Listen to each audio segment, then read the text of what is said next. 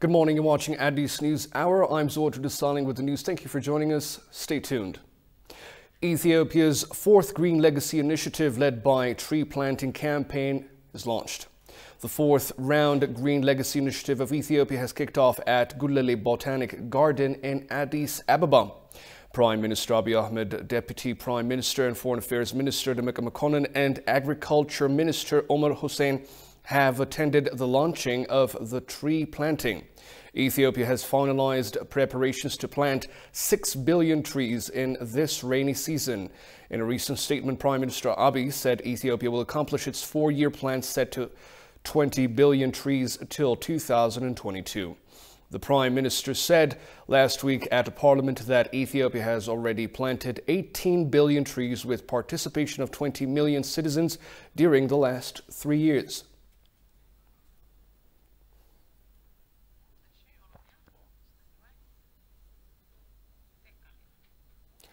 Prime Minister Abiy Ahmed said attacks on innocent civilians and destruction of their livelihoods by illegal and irregular forces is unacceptable. He underlined there is zero tolerance for horrific acts claiming lives recently in both Benshangul and Oromia regions by elements whose main objective is to terrorize communities. He further pointed out that restoring peace and security in affected communities remains key priority of his government.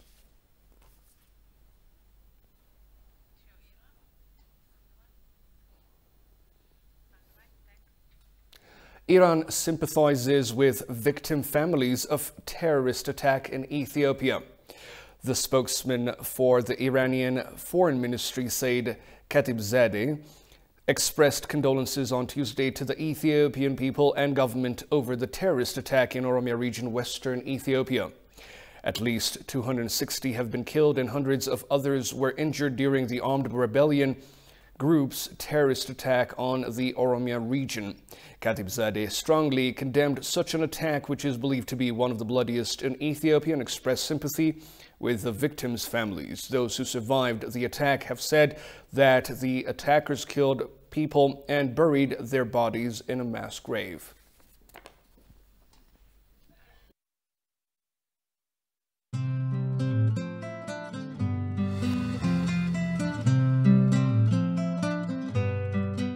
We have set an ambitious target to plant 5 billion seedlings in this rainy season.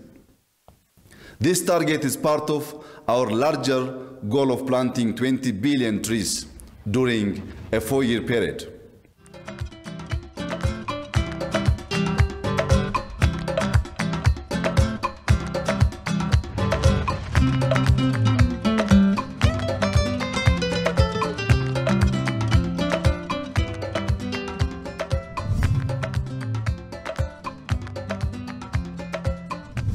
So we should take the positive things and follow his steps and plant as many trees as we can.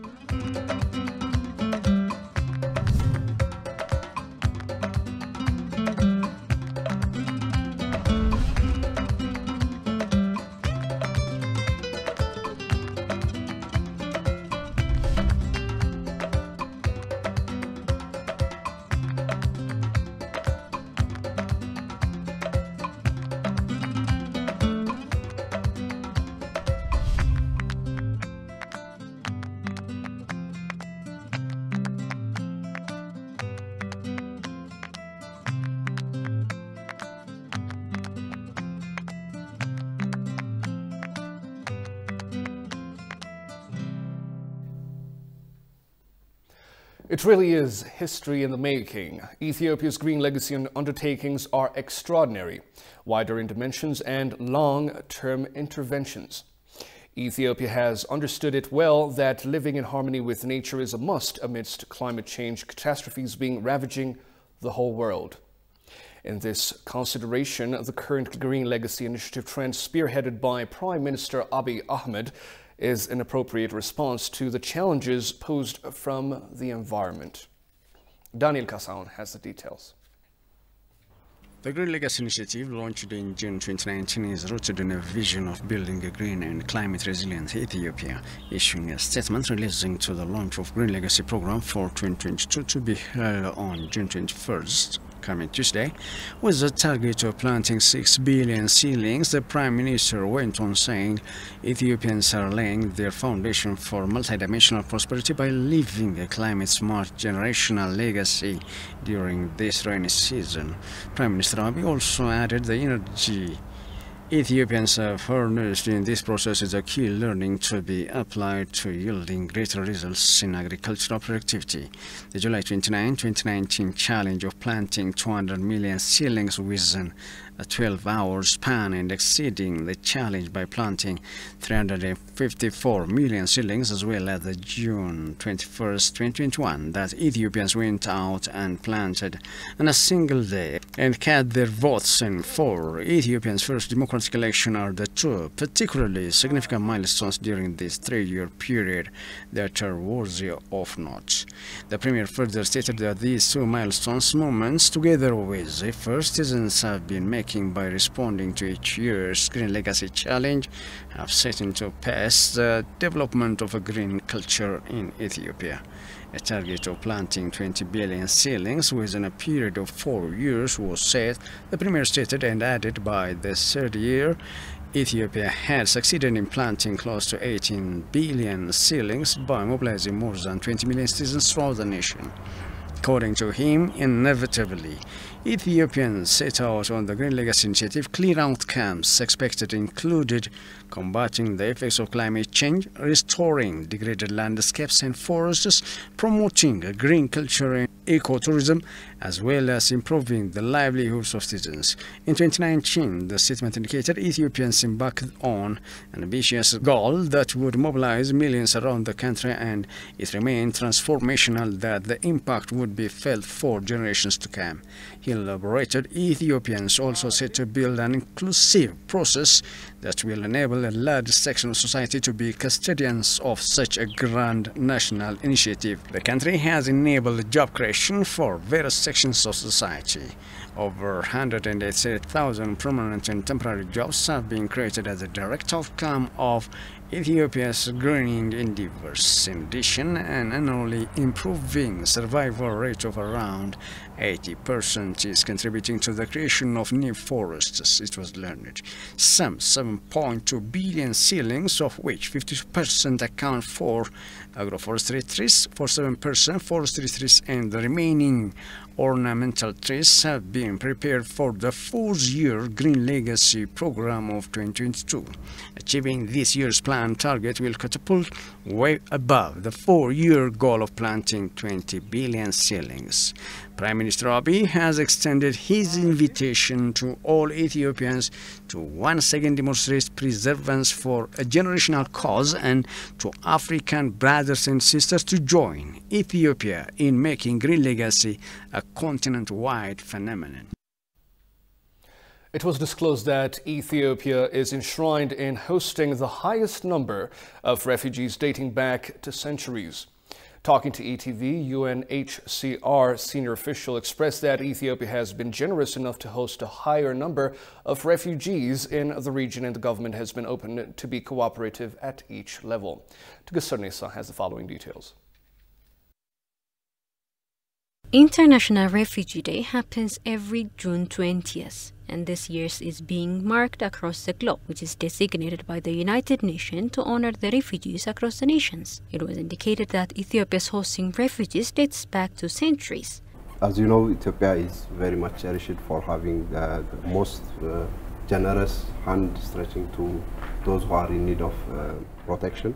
This is really enshrined in our long history, and we can date back to centuries ago where we were able to give our refuge to those who are seeking the protection of this country. Ethiopia is a very generous country. It's a country that has shown solidarity towards the brothers and sisters who have been fleeing persecution, war, but also violations of rights. It was underscored that currently Ethiopia is hosting more than 869,000 refugees across the country. We have been continuing to give operation and protection and also service to those refugees that are coming out of then mostly neighboring countries.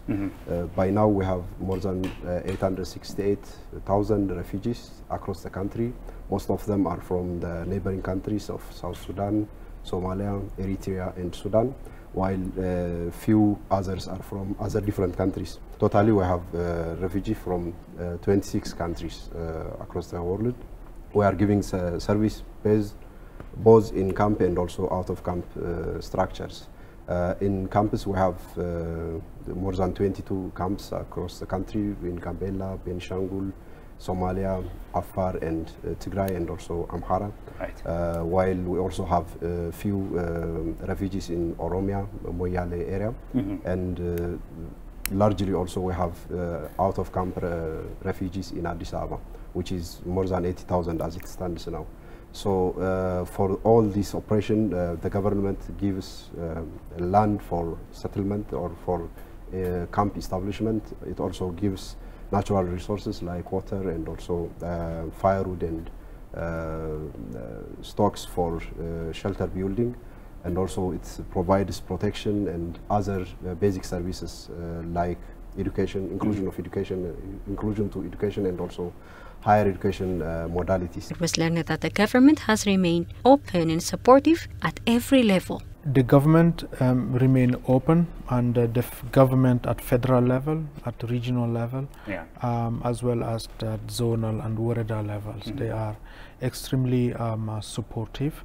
But I would also say that the people of Ethiopia are supportive to their brothers and sisters. They share what they have, and as international community, we not only discuss and agree with donors to provide financial support to the refugee hosting areas, but we also try to make sure that through the receiving of refugees, there are shared services that are provided to some of the affected populations. So for example, we also work on delivering health services in areas where you do not have health services that also benefit host populations. Currently, Ethiopia is hosting more than 800,000 refugees, mainly from South Sudan, Eritrea and Somalia.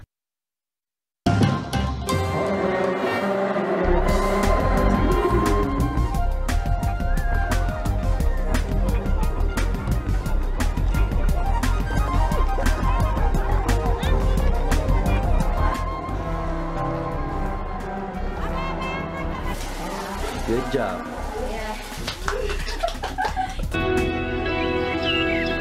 So this is the raw meat behind me. Yes, this is.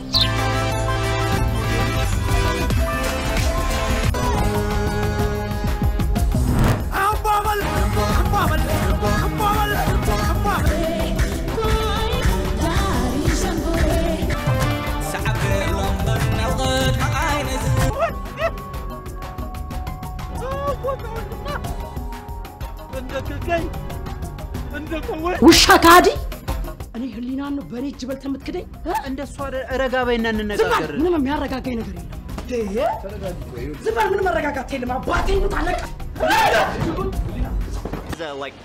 like a pungent clove taste to it.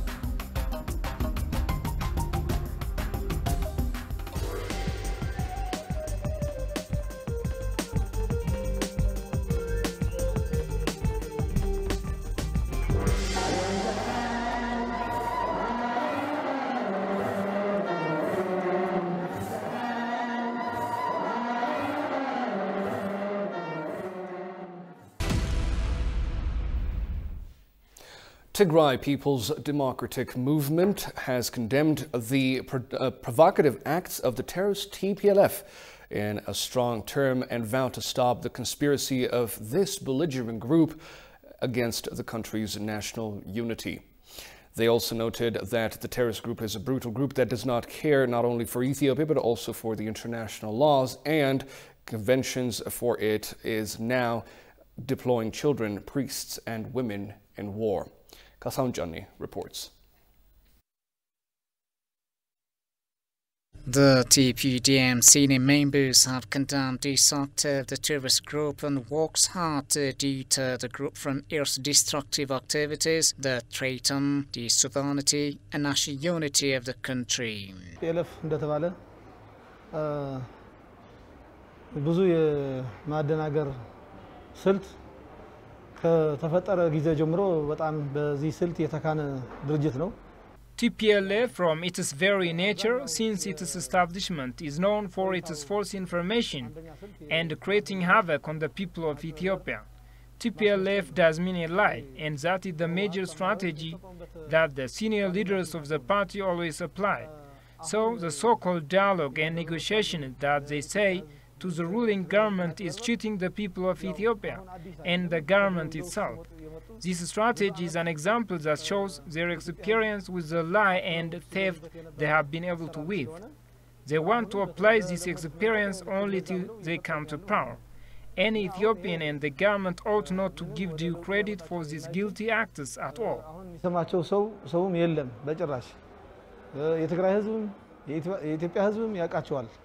Noting that the terrorist group is a brutal group that does not care not only for Ethiopia, but also for the international laws and conventions, the competent party member said the PLF has been forcefully deploying children, priests and women in the war.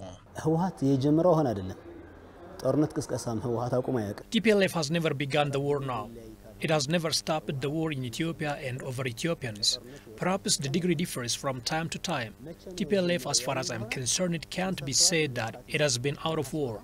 As a result, they began their evil acts of banditry since its establishment in 1967. There is no new agenda of war that has been started by this party at the moment. For me, it is entirely irrelevant to talk about the idea of the TPLF, whether it's going to declare war for the second time, as it has never stopped deploying the children, women and elderly people disregarding the international law. Besides this, to mention a few, civil servants are obliged to join the regional force, even closing their offices. As a showcase, it has been a miracle that the Regional State Justice Bureau has been already closed, as the legal experts are obliged to join the TPLF forces. ከነበረን ሰዎች ወደ 7 ወይም 6 ነው ያልሄድነው እንጂ በሙሉ ወደ ህወሓት ታጋይነት እንዲገባ ተደርገዋል። They called on all Ethiopians, including the people of Tigray, to stand in unison to end TPLF's heinous act and their dreams that attempt to dismantle the national unity of the country. ከአሁን በኋላ በእነዚህ ሰዎች ተጭበርብሮ ለነዚህ ጊዜ የሚሰጥ ለነዚህ እድል የሚሰጥ ሰው እኔ በኢትዮጵያ ይኖራል ብዬ አላስብም። Hereafter, any Ethiopian who will give time, chance and collaborate with the TPLF banditry group should not be existing, and I don't as well in whatever the extent of cheating strategy they might have. If they believe that their regional force is weak and there exists disagreement, they say that they are interested in dialogue and negotiations with the government. In this regard, the senior members of the party called upon the people of Ethiopia and the government to stand in unison and strongly condemn the treason and atrocities to be committed by the terrorist group ahead.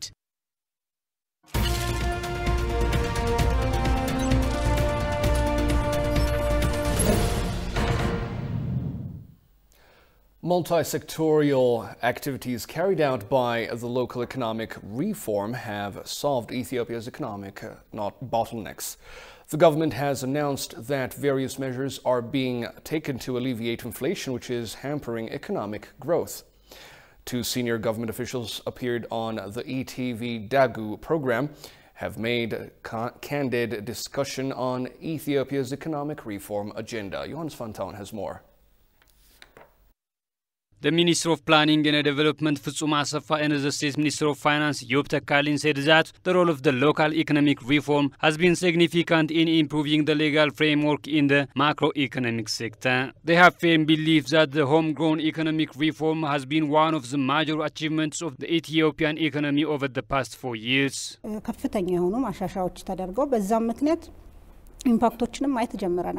Significant improvements have been made, and we're beginning to see more results. These include changes in investment, mining, and exports. Various laws called structural constraints have been amended. For example, over 50 years old trade law, investment proclamation, and other logistical laws have been amended. By doing so, it has created a favorable environment for the private sector.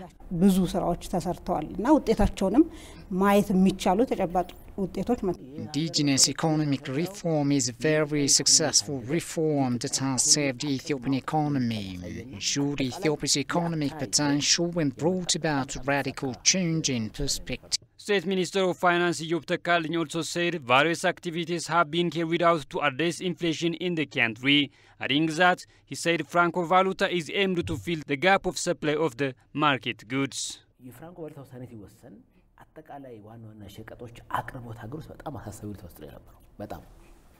At the time of Franco Valuta's decision, the overall supply chain was at an alarming level. In addition to rising prices, there was a severe shortage. The government recognized that there is ample supply in neighboring countries and that the problem can be solved to some extent if we make some legal change. እና በጣም ትልቅ ለውጥ አምጥቷል ባቅርቦት አሁን ብታይ አጠቃላይ የዘይት አቅርቦቱን ኦልሞስት 90% ነው የሸፈነው በዚህ መንገድ ነው የሚገባው Minister of Planning and Development Futsum Asafa on her part said the government planned to reduce budget deficits in the 2022-2023 Ethiopian budget year. የወጪ ቅነሳ ትልቅ ትኩረት የተሰጠው ነው በተለይ በ2015 በጀት ላይ In the 2022-23 fiscal year, cost reduction will be a major focus. As a result of Russia-Ukraine war this year, our import cost has increased by $2 billion. This has led us to focus on cost reduction. በወጪ ቅነሳ ላይ መስራት ካልቻለን ከባድ ነው የሚሆነው The African Development Bank projects Ethiopia's GDP growth to fall to 4.8% in 2022, but pick up to 5.7% in 2023. This is driven by industry, private consumption, and investment. Sustainably boosting agriculture and agro-processing capacity through experience sharing is dubbed imperative. Professionals from the Bulbula Bure and Yirgalem agro-industrial parks presented the challenges and success of their industrial parks the previous day at a workshop meant to promote practitioners. The promotion of sustainable Ethiopian agro-industrial development tabled for discussion to learn progress and future of Ethiopia's integrated agro-industrial parks with stakeholders. Shagai Motel has the following report. The promotion of sustainable Ethiopian agro-industrial development, funded by the European Union, held an event with United Nations Industrial Development Organization to discuss the progress and future Ethiopia's integrated agro-industrial parks with stakeholders. Developing an agro-industrial park is always a very complex and multifaceted task. So is the PROCEED program. Is a very complex program with several components. One is infrastructure, then we have access to finance. Another one is the development of value chains, and in particular forming linkages with the smallholder farmers, because also the philosophy behind is to make this inclusive growth and development, but also development that benefits also the poorer people, so to get out of poverty. And then capacity building for the staff of the parks, but also the companies in the parks. Talking to ETV English, respective officials mentioned the challenges they faced in their agro-industrial parks. The water was challenging. Initially, the water we tried from boreholes within the park. That was fluoride enough. We quickly changed our mind and start a study on the RC Highland. This time, almost we are just to provide water the a very clean, the right chemistry water from the RC highland. The first thing is that the integrated agro-industrial park is a new initiative and a new concept in Ethiopia. There is no model project in Ethiopia that we can learn from. Therefore, managing this integrated agro-industrial park was a very challenging factor. Because of this, there is a delay in the construction of different infrastructures within the park. Attracting investors, because there is some bureaucracies just regarding the loan, regarding the these incentives. As you know, these agricultural industries are so sensitive because the goods are so perishable. So that makes the delay of attracting the investment. So still we are doing that such a way. Job creation for citizens, trading facilities and transforming the lives of the farmers and pastoralists are among the advantages that the agro-industrial parks have brought to the community, according to representatives. You're watching Addis News Hour, and let's take a look at the weather forecast updates.